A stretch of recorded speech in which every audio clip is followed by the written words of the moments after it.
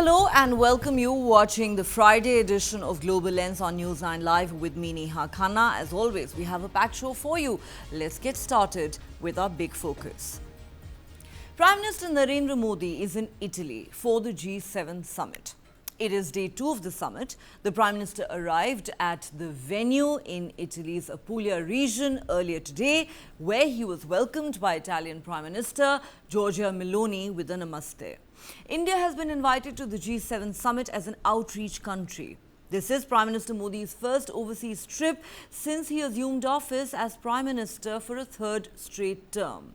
He has held a series of bilateral meetings with the G7 leaders on the sidelines of the summit.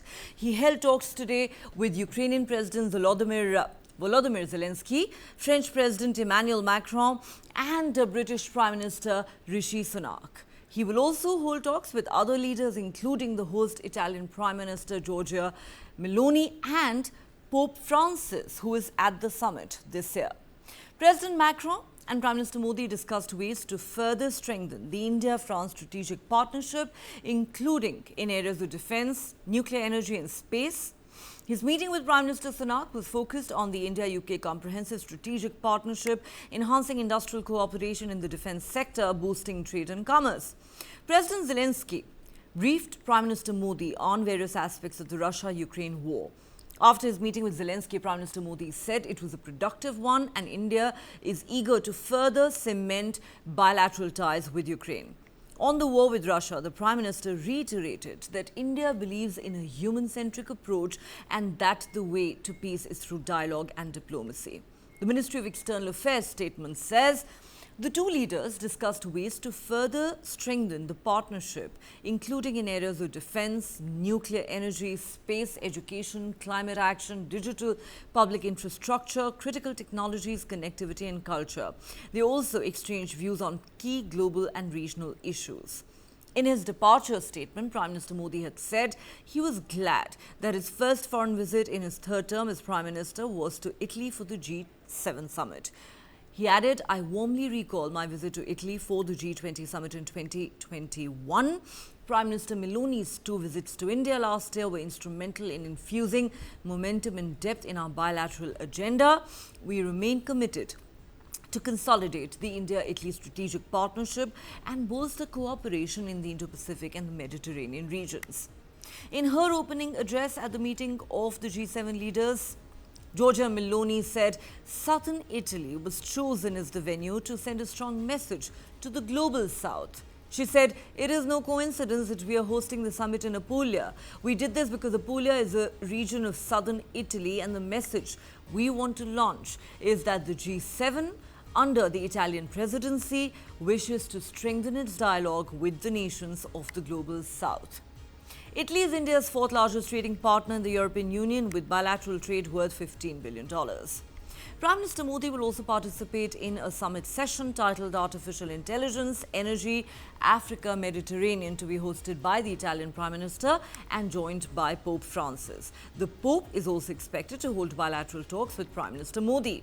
This is Prime Minister Modi's 5th consecutive participation in the G7 summit, with India having attended 10 previous summits. As the current chair of the G7, Italy is hosting the gathering of the bloc of 7 major advanced economies. That's Canada, France, Germany, Japan, the UK and the United States, along with the European Union. Besides India, Italy has invited leaders from 11 developing countries in Africa, South America and the Indo-Pacific region to attend the summit. Heads of the governments of Algeria, Argentina, Brazil, Jordan, Kenya and Mauritania in its capacity as chair of the African Union. Tunisia, Turkey and the UAE are among the other outreach nations joining India at this year's G7 summit. Today was the second day of the 3-day summit where world leaders discussed issues of migration, the Indo-Pacific and economic security. Day 1 of the summit was dominated by the Russia-Ukraine war as the leaders agreed on a US proposal to back a $50 billion loan to Kiev utilizing frozen Russian assets described by US President Joe Biden as a significant outcome and a strong message to Russian President Vladimir Putin. President Biden said it was another reminder to Russia that we're not backing down. President Vladimir Putin has said the move is theft, which would not go unpunished. Also at the G7 summit, Ukrainian President Volodymyr Zelensky and President Biden signed a 10-year bilateral security deal between Ukraine and the United States, which has been hailed by Kiev as historic. The agreement envisages U.S. military and training aid to Ukraine, but it does not commit Washington to send troops to fight for its ally. According to the White House, the security deal means Washington and Kiev will work to build and maintain Ukraine's defense and deterrence capability, bolster the country's defense industrial base, and support economic recovery and energy security. Separately, some $325 billion worth of assets were frozen by the G7 alongside the European Union following Russia's full-scale invasion of Ukraine in 2022. These assets are generating about $3 billion a year in interest. Under the G7 plan, this $3 billion will be used to pay off the annual interest on the $50 billion loan for Ukraine taken out on the international markets. The money is expected to arrive by the end of the year and is being seen as a longer-term solution to support Ukraine's war effort and economy.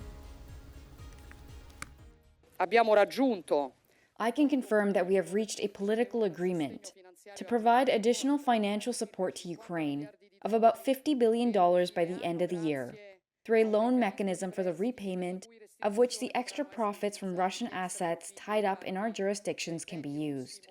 We are not talking about a confiscation of these assets, but of the interest that accrues over time. All right, that was the Italian Prime Minister Giorgia Meloni earlier addressing the G7 leaders at the summit. Also significantly, she has said that it's not an accident that the summit is being held in the southern part of Italy. It is specifically to send out a message that the G7 nations stand with countries of the global south. Remember, India has projected itself as the leader of the global south for quite some time now. All right, we need to take a quick break here on Global Lens. On the other side, we're going to discuss the significance of this summit and Prime Minister Modi's participation in it.